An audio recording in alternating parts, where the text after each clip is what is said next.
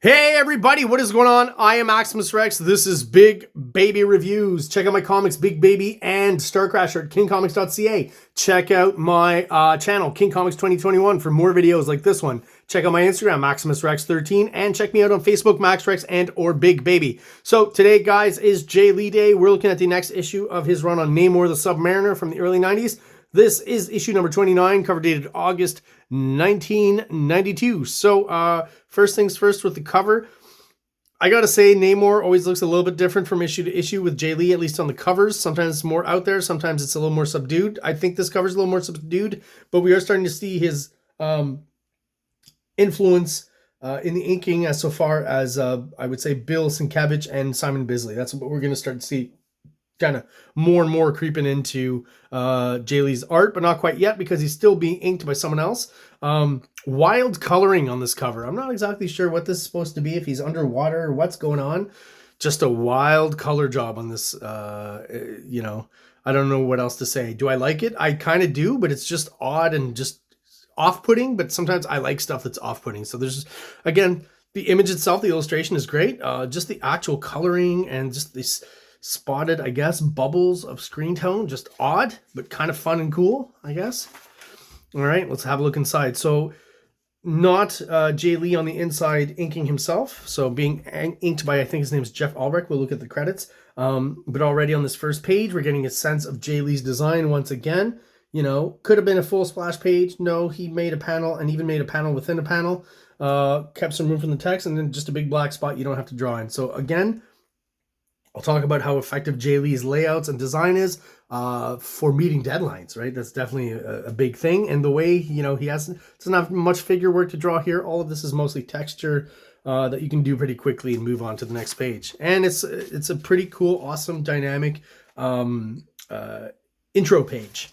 And boom, he does the Kirby where he goes to the double page splash. So, you know, I don't know if this was something or information that was being kind of spread around in the early 90s. I know Eric Larson was doing it, but that splash to double page splash that Kirby did in the 70s was really being used a lot by those image guys, whether consciously or not, right? Whether they were copying it from someone else who had copied Kirby, that's possible too.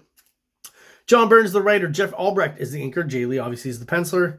Michael Higgins, letterer, and Glynis Oliver, colorist. And I liked her colors. Pretty sure she's the one doing those later Silvestri Wolverine issues, and there's another series she was coloring at Marvel, I forget. Anyways, but always, like, you know, always flat colors, but always judiciously chosen colors, I think, and they always look good. A lot of green in Namor in the series for some reason, but it seems to work. I don't know why. Great explosion, texture-wise, right? Great background, burning industry.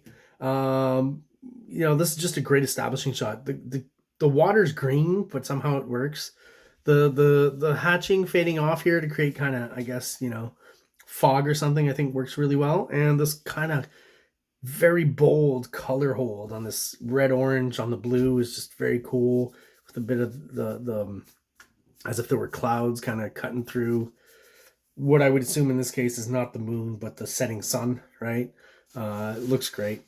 It's kind of a 70s kind of vibe, right? On the side of Vans and stuff you would see, which I am totally into. The way of doing this negative space moon or sun, I've used a bunch of times. I think it's a great graphic way, simple and effective to represent those floating orbs.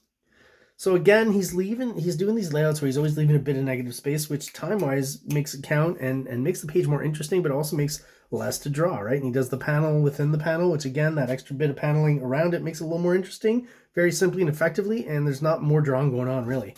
It's pretty, again, quick to get through, right? He's picking like the precise, perfect moments to not have to draw too much, I guess is how I'd put it. He's smart about it, and he's so young, at least at this point.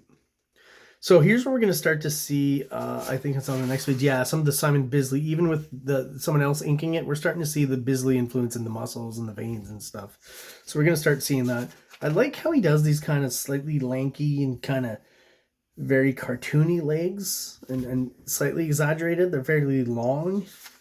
I think it works really well. I mean, let's face it, again, there's more and more of that Sienkiewicz and Bisley influence. Namor is starting to look more and more like Lobo, basically. Like, if you showed me the shot here in silhouette and asked me who that was, my first thought would not be Namor. I can guarantee it. That, you know, with that look there, for sure I would think it's Lobo. Even with this coloring and everything. So yeah, again, you can start to see that Bisley influence creeping into the musculature of the arms, mostly. He's still kind of doing those. I like these long, exaggerated legs. They're very, I don't know, they make the figures really dynamic. He's using pretty extreme foreshortening on them. And just, again, economy of line and simplicity of design it still amazes me looking at these early issues, how fully formed he is on that. I mean, whatever aesthetic you throw on top of that, that's going to work. And he's going to go a little crazier than this for a while, and then he's going to pull back and go a little more subtle, and then kind of find a happy medium. His recent stuff, I saw this Wolverine drawing he did. I was like, it's almost kind of Paul Pope-ish, or like Paul Pope is what I'm trying to say. I don't know how else to describe it, but it's just, yeah, it's so well done. I've used the word before, so elegant.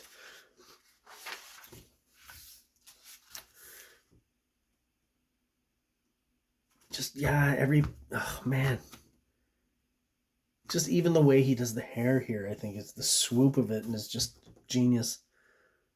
And even here, like the exaggerated kind of rounded off perspective, and this fence here, which took no time to draw at all, but is just very evocative, and just more than enough for the establishing shot here. I think the fence here too, just the twisted, kind of distorted perspective to it once again, which adds to the chaos of the moment and the fire and stuff. Genius. That is a genius establishing shot too. That's like taking the McFarlane vertical, cutting it down, making it smaller. Just, yeah. You can't get more minimalist than this as an establishing shot. I mean, you can, but you shouldn't.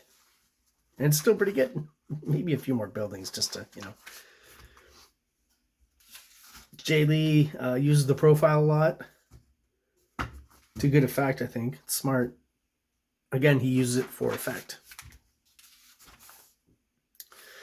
Some weird stuff here. These lines in between, kind of as he's trying to connect this panel to that. I don't know exactly what that's supposed to do. So, you know, not everything is a winner, but that's one of the rare kind of losing moments. Not a huge thing, but I would take that out.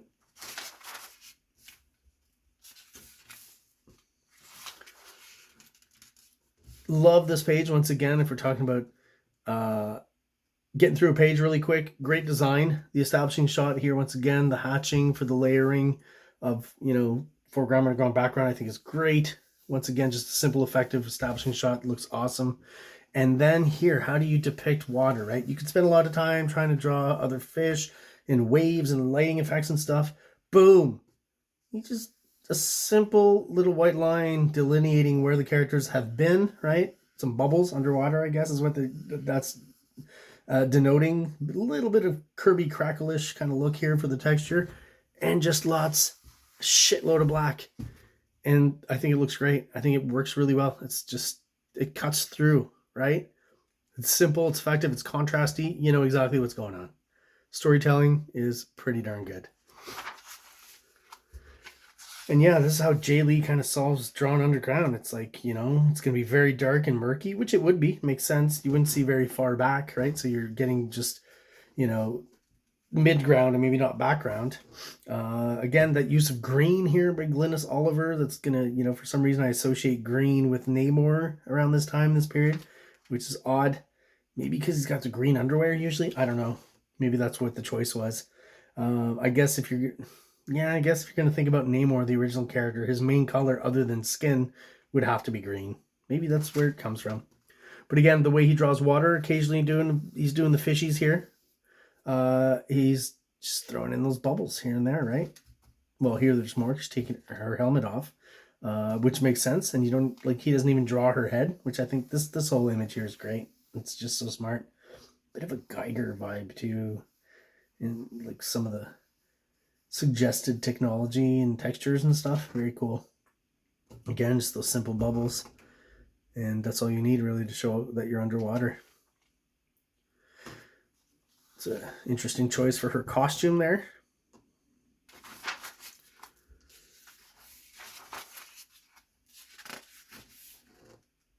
And just wanted to finish off with this shot here of Namor being pulled out of a fishing net, basically. So who knows where this is going to lead to. I guess we'll find out in the next issue when I review the next issue of JAE LEE'S on Namor. So there you go, guys. This is a pretty quick one, but Namor tends to be, because the story, I gotta say, is not very interesting, but the art definitely is, so hopefully you enjoyed that. If you have any comments and concerns about what I've said today, any answers to my questions, or anything you'd like to let me know in the comments below. If you are still subscribed and still watching, thank you so much. I appreciate you still being there and supporting the channel. If you're watching but you are not subscribed, please do so below. It only takes a quick second for you, and it really helps the channel, it helps us grow, and helps get us out there to other people who are into comic books just like we are. So thank you guys for watching, and have an awesome day. King Comics presents Big Baby, Volume 1, Issues 1 to 13, 204 pages of story and art. King Comics also presents Star Crasher one-shot, 32 pages, cosmic sci-fi surrealist adventure. You can find these fine comics at KINGCOMICS.CA, at MaximusRex13 on Instagram, or on Facebook, MaxRex or Big Baby. Like!